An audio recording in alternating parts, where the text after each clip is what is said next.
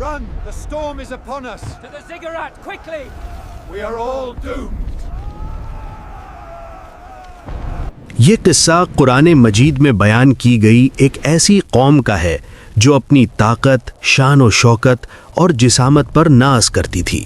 یہ تھی قوم عاد جو عرب کے علاقے احقاف میں آباد تھی۔ قرآن کے مطابق اس زمانے میں قوم عاد جیسی طاقتور قوم دنیا میں کوئی نہ تھی۔ ان کے جسم مضبوط، قد بلند اور تعمیرات حیران انگیز تھیں۔ وہ بڑے بڑے ستونوں والے محلات بناتے تھے اور کہتے تھے کہ ہم سے زیادہ طاقتور کون ہو سکتا ہے۔ اللہ تعالیٰ نے اس قوم کی ہدایت کے لیے اپنے نبی حضرت ہود علیہ السلام کو بھیجا۔ حضرت ہود نے قوم کو اللہ کی وحدانیت کی دعوت دی اور فرمایا کہ اللہ کے سوا کسی کی عبادت نہ کرو، اسی نے تمہیں یہ طاقت، رزق اور زمین عطا کی ہے۔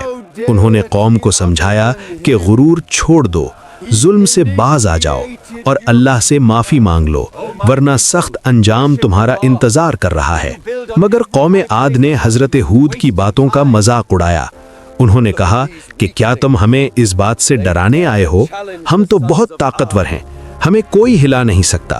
قرآن بتاتا ہے کہ وہ اپنے جسمانی زور، لشکروں اور عمارتوں پر فخر کرتے تھے اور اللہ کی نشانیوں کا انکار کرتے تھے۔ اللہ تعالیٰ نے ان پر اپنی رحمت کے دروازے بند کرنا شروع کیے۔ کئی سال تک بارش نہ ہوئی، زمین خشک ہو گئی، کھیت برباد ہو گئے۔ حضرت ہود نے انہیں پھر نصیحت کی کہ یہ اللہ کی طرف سے آزمائش ہے، توبہ کر لو۔ لیکن قوم عاد نے کہا کہ یہ بادل تو رحمت لائیں گے۔ قرآن میں آتا ہے کہ جس بادل کو وہ بارش سمجھ رہے تھے وہ دراصل ان کے عذاب کا پیغام تھا۔ پھر اللہ تعالیٰ نے ایک خوفناک، ٹھنڈی اور تیز آندھی بھیجی جو مسلسل کئی دنوں اور راتوں تک چلتی رہی۔ قرآن بیان کرتا ہے کہ وہ آندھی لوگوں کو اس طرح اٹھا کر پھینکتی تھی جیسے کھجور کے کھوکھلے تنے۔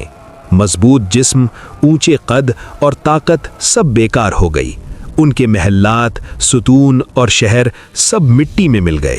بالآخر قوم عاد مکمل طور پر تباہ کر دی گئی، سوائے ان لوگوں کے جو حضرت ہود علیہ السلام پر ایمان لے آئے تھے۔ قرآن ہمیں بتاتا ہے کہ یہ عذاب صرف سزا نہیں تھا بلکہ آنے والی نسلوں کے لیے ایک عبرت تھی، تاکہ انسان غرور نہ کرے اور اللہ کی نافرمانی سے بچے۔ قوم عاد کی کہانی ہمیں یہ سبق دیتی ہے کہ طاقت، دولت اور ترقی اگر اللہ کی اطاعت کے بغیر ہو تو وہ تباہی کا سبب بن جاتی ہے۔ اللہ کو عاجزی، شکر اور فرما برداری پسند ہے، نہ کہ غرور اور سرکشی۔ جو قومیں اللہ کی نشانیوں کو جھٹلاتی ہیں ان کا انجام چاہے فوراً ہو یا دیر سے، انجام ہمیشہ عبرتناک ہوتا ہے۔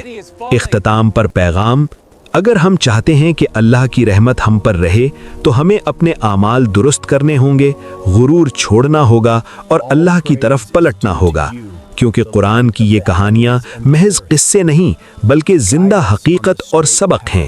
اگر آپ کو قرآن کی یہ سچی کہانی پسند آئی تو ویڈیو کو لائک کریں، شبریز ورس کو سبسکرائب کریں اور اسے دوسروں تک ضرور شیئر کریں تاکہ مزید قرآنی حقائق اور عبرتناک واقعات آپ تک پہنچتے رہیں۔